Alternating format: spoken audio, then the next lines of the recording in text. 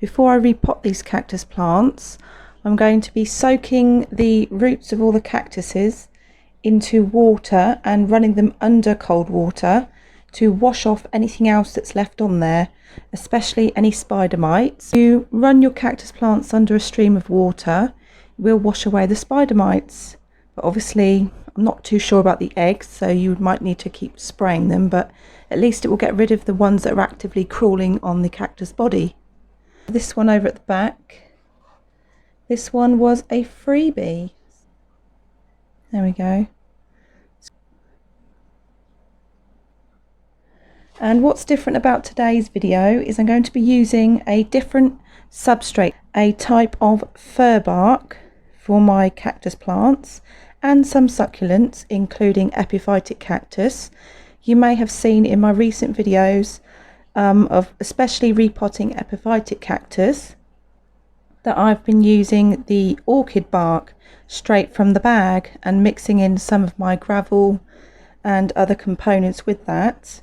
So I thought, oh, that's quite a good idea. I really liked the nature of it because when you put it into a pot it's very coarse and there's lots of air gaps, and I just want the mixture broken up a little bit more. I will still be using coco coir, but I will be using this new pine bark now going forward, and I will add coco coir as and when necessary, but it just will be in lesser quantities within my mixtures, and it will be more appropriate for cactus that just want a little bit more humidity or a bit more moisture retention in the soil substrate or the mineral based mixture that I'm using. And also as part of the mix, I'm also now using vermiculite. It's not the tiny little pieces, it's the coarse grade. Here is a piece of vermiculite in my fingers, and that's an average sized piece of vermiculite. Some are thicker than others.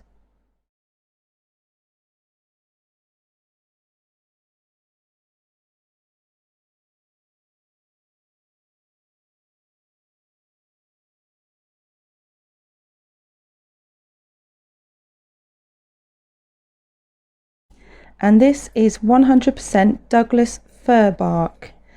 This fir bark is heat treated to remove any nasties, bugs, fungus or spores, so you can ensure that what you're using is sterile and clean.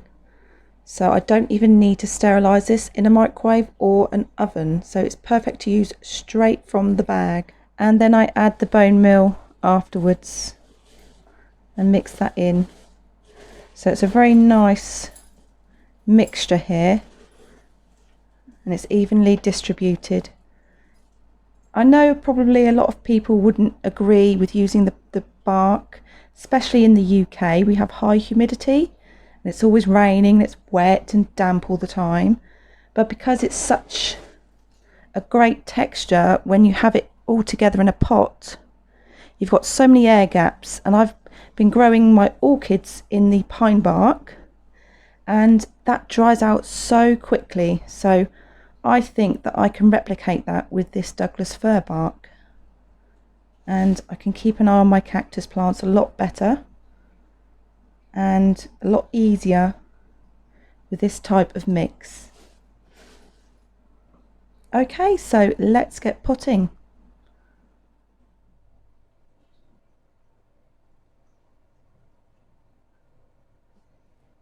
So I have to be careful with this cactus. It's a Gymnocalycium. I'm not sure on the specific species or the variety of these because the list of the names was just randomly given to me without plant labels, so I'm trying to work out what's what. So this one looked like it had a pinky red coloured flower, and I'm assuming that's got seeds inside there, so it's not fallen off yet in the last couple of weeks or so. So it's soaking it up now.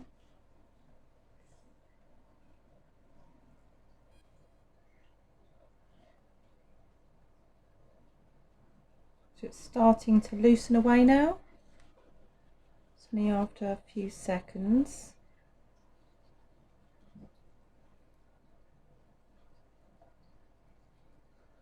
So as I'm carry on to say that I have been treating them with a fungal spray as well, and a spray suitable for spider mite, and it has been working. It's just the roots I'm not really happy about, and I just want to make sure that they're thoroughly cleaned off and rinsed before I pot them up, because when you have a large collection of cactus and you get them from varied suppliers and sellers, unfortunately you do end up with a lot of critters and bugs that come along on the journey, and it's hard to keep on top of them. When you've only got a few plants, it's all right.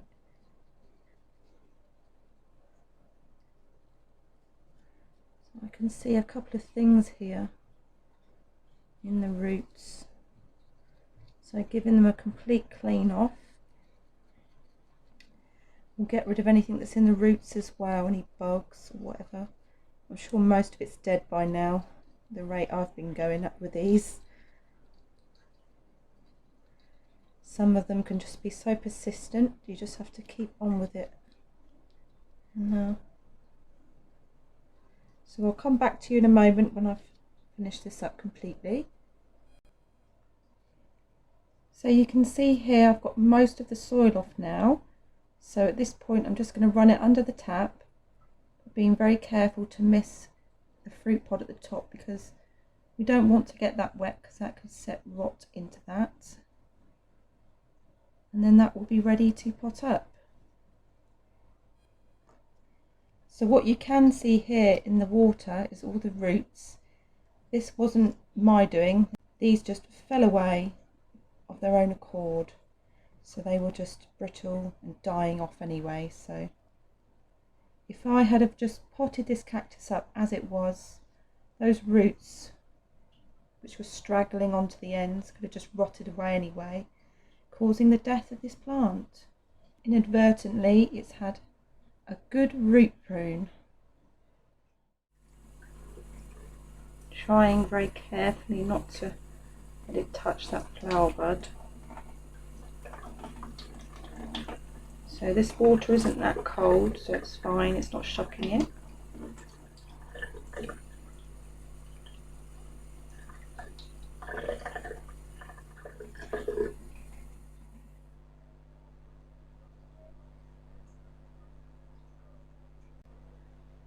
And because the substrate I'm using is very dry, it's okay to plant it up straight away.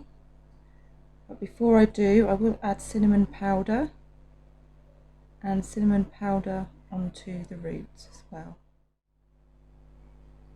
So here's a closer look up at the cactus before we pot it up.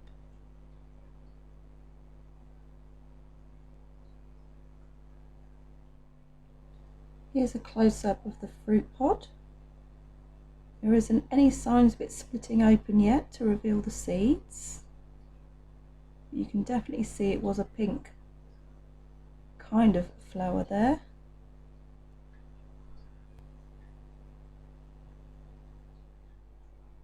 This is the pot I'm going to be using today. I thought it would be a good opportunity to try out my new terracotta pots. These are the ones that featured in my drilling holes video on how to drill holes in terracotta pots using a diamond drill bit, which was my previous video, and it's the perfect size pot for this cactus, and I'll show you why. There's about a centimetre going all the way around, so that's perfectly sized for this plant pot.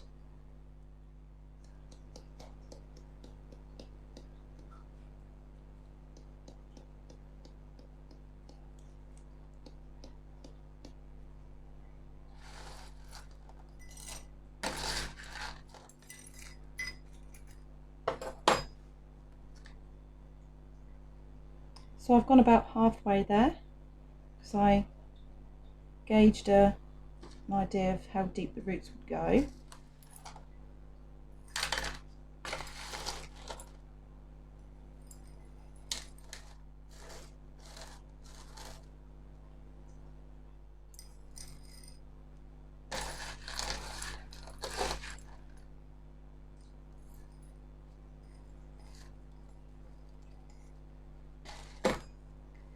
And that's all I'm going to do there, and then I will top dress it with my Kyodama because I really like the look of that as a top dressing, and it's very porous and it allows the moisture to escape.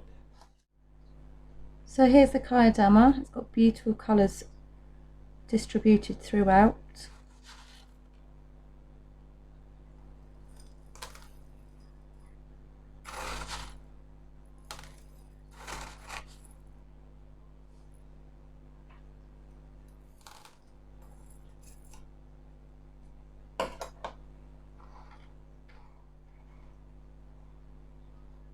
So with the rest of the cactus plants I'll do exactly the same thing. Put them into the water, rinse them, then wash them under the tap, pot them up into the dry mixture, and then leave them for about 10 or so days before I actually water them again.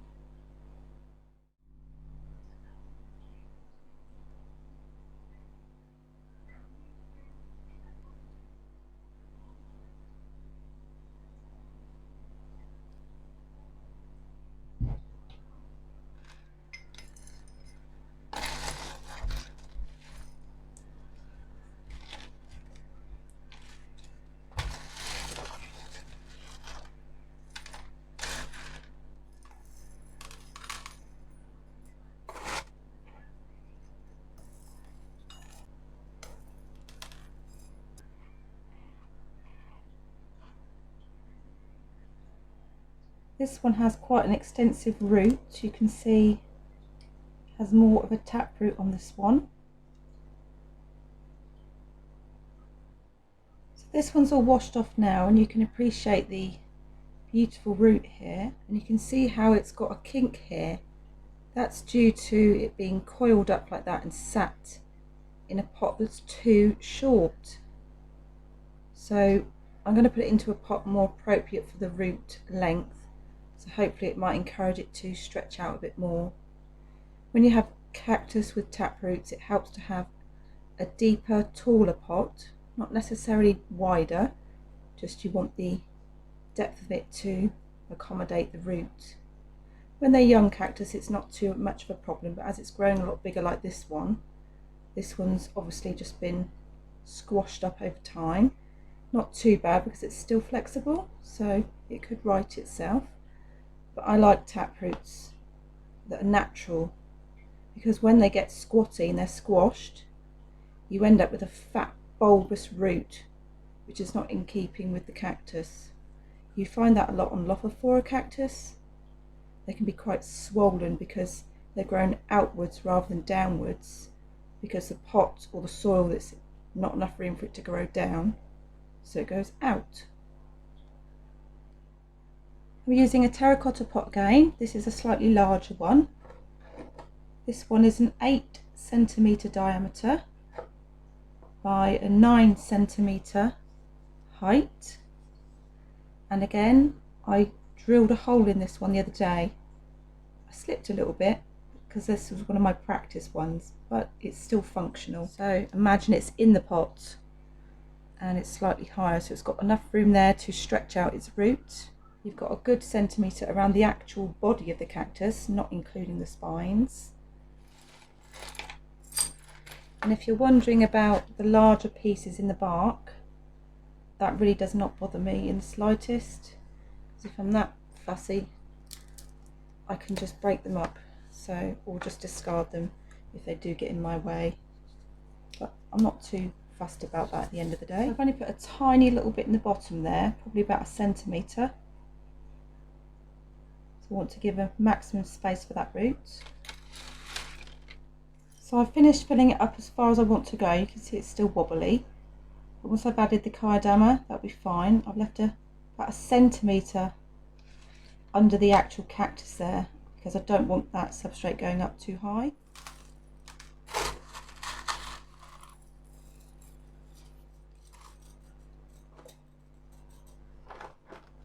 And that's it finished. And you can see now, once you've got the cactus in the pot, it may have looked a little bit too small. Once you have it sat in the right position and it's high enough up out of the pot, there's plenty of space around the cactus, and it's not affecting the spines at all. This next cactus has got two heads here. I'm not sure whether they have a separate root system. They do look to be separate plants, but I won't know until I get them into the water and have a look once all the soil is off. If I give it just a quick tug, as I've done in previous repotting videos, you can see that there's some give there, a clue that it's got its own root system on each cactus. So I've been continuing to scrape away. It still needs a lot of the soil removing, but you can see now, and they're coming away nicely. So they've both got their own roots. So I'm going to pot these up separately, because if I keep them together and something happens to one or could affect the other one, so I'm going to keep them separate.